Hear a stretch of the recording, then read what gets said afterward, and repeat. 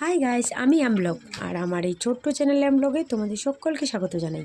মাথায় নতুন কোনো কন্টেন্ট না আসার জন্যই কিন্তু আজকের এই ব্লগটা করা। সো চলো, আজকের এই ব্লগটা ছিল আমাদের এই যে গোপাল সোনাকে দেখছো, এই গোপাল সোনাকে নিয়ে।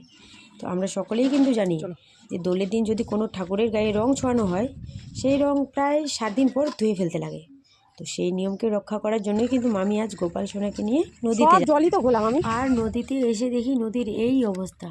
যে নদীতে একসময় অথই জল থাকতো, যেই নদীর জল একদিন আমাদের বাড়ির উঠান পর্যন্ত চলে আসতো, সেই নদীর অবস্থা দেখো আজকে। জল তো নেই, সাথে মাটি ফেটে পুরো চৌচির হয়ে গেছে। একটুখানি এগিয়ে এই জায়গায় জল দেখতে পেলো দেখে মামি এই জায়গাতেই গোপালকে স্নান করাতে শুরু করলো। মামির হাতে ছিল একটা গোপাল ঠাকুর। যে গোপালকে স্নান করানো হয়ে গেল, এবার মামি রাধিকাকে স্নান করাবে।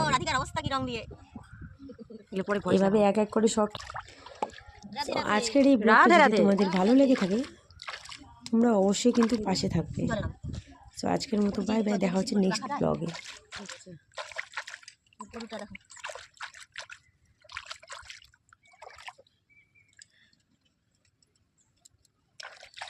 কি এটা?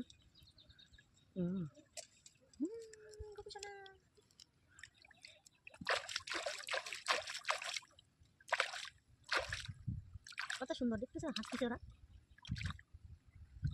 পবিত্র জলে স্নান করতে আসছে আজকে। কাপড়গুলো কাচে দিতে লাগে। কাপড়গুলো কাপড় নিয়ে নদীতে আসবে। এই যে আমাদের গোপাল দাদা, এই যে আমাদের গোপাল দাদা। আর একটা বাসি কই বাসি